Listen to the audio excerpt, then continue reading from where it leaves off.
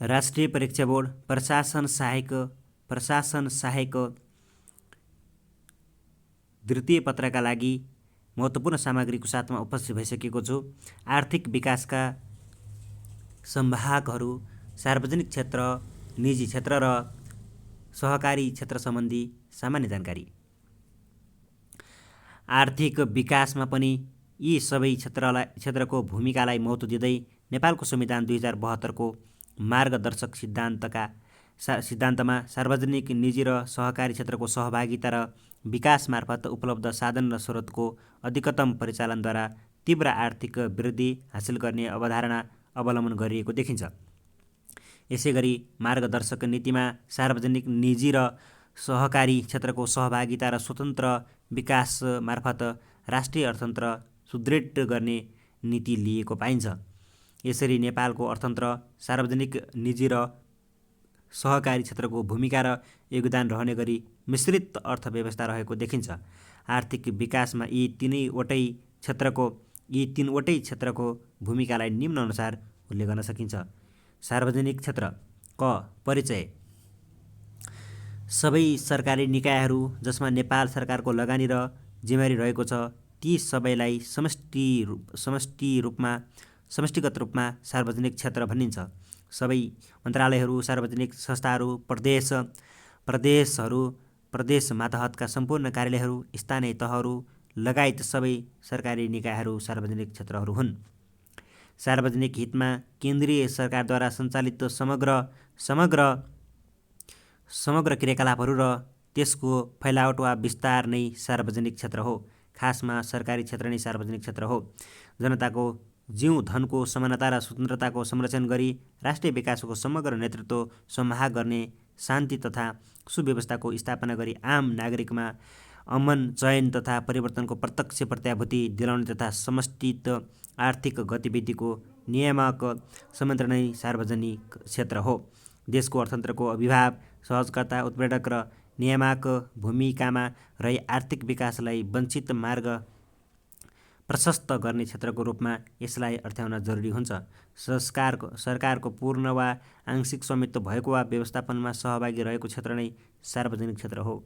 सार्वजनिक क्षेत्र राज्य विकासको प्रमुख समाहको रूपमा रहने तथा सरकारद्वारा सञ्चालित हुन्छ। आर्थिक विकासमा सार्वजनिक क्षेत्रको भूमिका महत्त्वपूर्ण हुन्छ। अझ नेपाल जस्तो जहाँ तहीँ सरकारको उपस्थिति खोजिएको र निजी क्षेत्र एवं सामाजिक क्षेत्र कमजोर भएको मुलुकमा सार्वजनिक क्षेत्रको सक्रियता, संलग्नता र भूमिका बढी हुनुपर्ने बाध्यात्मक अवस्था पनि छ। विकासमा यसको भूमिकालाई तल दिएको छ। निजी क्षेत्रको पूर्ण विकास भइ नसकेको नेपाल जस्तो अल्प विकसित देशका लागि सार्वजनिक क्षेत्र आर्थिक विकासको दरिलो समाहको रूपमा रहेको छ। त्यसैगरी सार्वजनिक क्षेत्रका विशेषताहरू। पूर्ण रूपमा वा आंशिक रूपमा सरकारी स्वामित्वमा रहेको, सरकारको व्यवस्थापन र नियन्त्रण रहने, सार्वजनिक उत्तरदायित्व रहने, मुनाफाभन्दा सामाजिक न्याय र सार्वजनिक हित प्रवर्धन गर्ने उद्देश्य रहेको, सर्वसाधारण जनतालाई सार्वजनिक सेवा प्रवाह गर्ने, अन्य क्षेत्रलाई नियन्त्रण गर्ने अधिकार भएको, मुलुकको विकासको प्रमुखकर्ता, अन्य क्षेत्रको अभिभावकको रूपमा रहने। ग. अर्थतन्त्रमा सार्वजनिक क्षेत्रको भूमिका। पुँजी निर्माणमा सार्वजनिक क्षेत्रको योगदान करिब 1/4 रहने गरेको छ। अर्थतन्त्रको दृष्टिकोणको निर्माण सार्वजनिक क्षेत्रबाट हुने गर्दछ। स्वदेशी तथा विदेशी लगानी आकर्षित गर्ने कार्य गर्दछ। आर्थिक विकासका लागि वैदेशिक सहायता प्रवर्धन गर्ने जिम्मेवारी सार्वजनिक क्षेत्र हो। खानेपानी, सडक, सिँचाइ जस्ता अति आवश्यक पूर्वाधारको निर्माण गर्ने निजी क्षेत्र, सहकारी र सामुदायिक क्षेत्रको अनुगमन, मूल्याङ्कन र सहजीकरण गर्ने भूमिका रहेको छ। पूर्वाधार विकास सम्बन्धी कार्य सार्वजनिक क्षेत्रले नै गर्नुपर्ने हुन्छ। निजी क्षेत्रले पूर्वाधार विकास सम्बन्धी कार्य गर्न सक्ने भए पनि नेपालको सन्दर्भमा ठूलो पुँजी परिचालन गर्ने सामर्थ्यमा निजी क्षेत्रमा देखिँदैन। सडक, सिँचाइ, विद्युत, खानेपानी जस्ता क्षेत्रमा सरकारले नै लगानी गरिरहेको देखिन्छ।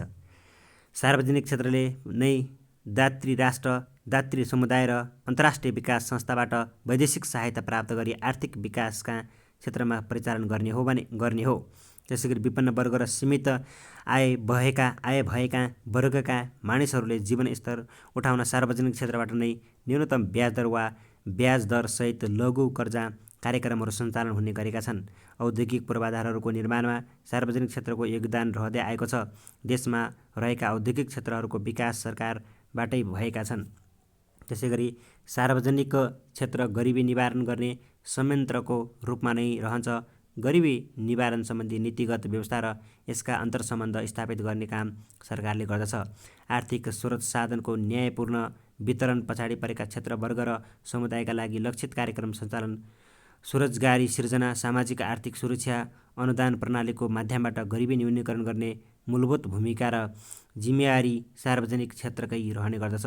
देशको आर्थिक विकासका लागि अन्तर्राष्ट्रिय समुदाय एवं दात्री निकायहरू देशभित्रका निजी क्षेत्र, सामुदायिक क्षेत्रसँग सहकार्य निर्माण गर्ने भूमिका र कार्यको सार्वजनिक क्षेत्रले नै गर्दछ। त्यसैगरी सहको अर्थतन्त्रलाई गतिशील र ऊर्जावान बनाउन स्वदेशी विदेशी लगानी अपरिहार्य रहन्छ। लगानी सुरक्षाको प्रत्याभूतिसहित लगानी मैत्री वातावरणको निर्माण गर्ने भूमिका पनि सार्वजनिक क्षेत्र या सरकारको हुन्छ। आर्थिक क्रियाकलाप सञ्चालन गर्ने निजी क्षेत्र, सहकारी र सामुदायिक क्षेत्रका कार्यको अनुगमन मूल्याङ्कन गर्ने आवश्यक सहजीकरण गर्ने भूमिका पनि सार्वजनिक क्षेत्रको हुन्छ। सार्वजनिक क्षेत्रका समस्याहरू: सरकारी नीति तथा कार्यक्रम बारम्बार परिवर्तन भइरहनु, राम्रो कामले निरन्तरता नपाउनु, समयमै बजेट खर्च हुन नसक्नु, सरकारी निकायमा बजेट खर्च गर्न सक्ने क्षमतामा कमी हुनु, सार्वजनिक कार्यहरूमा पारदर्शिताको अभाव, प्रक्रियामुखी सार्वजनिक कार्यहरू, विकास निर्माणका कार्यक्रमको अनुगमन र मूल्याङ्कन प्रभावकारी नहुनु, सार्वजनिक क्षेत्रमा सदाचारिता र नैतिकताको अभाव। त्यसैगरी अँगामा छ समाधानका उपायहरू: नीति विश्लेषणमा जोड दिने, सरकारी निर्णय प्रक्रियालाई पारदर्शी र परिमाणमुखी बनाउने, सरकारी निकायमा बजेट खर्च गर्न सक्ने क्षमता बढाउने, सार्वजनिक क्षेत्रमा सदाचारिता र नैतिकता कायम गर्ने, वैदेशिक सहायताको परिचालन र व्यवस्थापनमा प्रभावकारिता ल्याउने, समयमै बजेट खर्च गर्ने प्रणालीको विकास गरी असारे विकास रोक्ने, अनुगमन र मूल्याङ्कन प्रणालीलाई प्रभावकारी बनाउने। निजी क्षेत्र परिचय: राज्य वा सरकारभन्दा बाहिर भएको निजी स्वामित्व र नियन्त्रणमा सञ्चालित नाफामुलक व्यवसाय वा संस्थालाई निजी क्षेत्र भनिन्छ।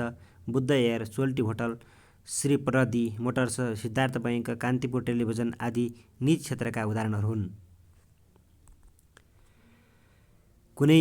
कुनै व्यक्ति वा समूहद्वारा स्थापित र सञ्चालित नाफा कमाउने उद्देश्यसहितका व्यापारिक वा व्यावसायिक संस्थाहरू नै निजी क्षेत्र हुन्।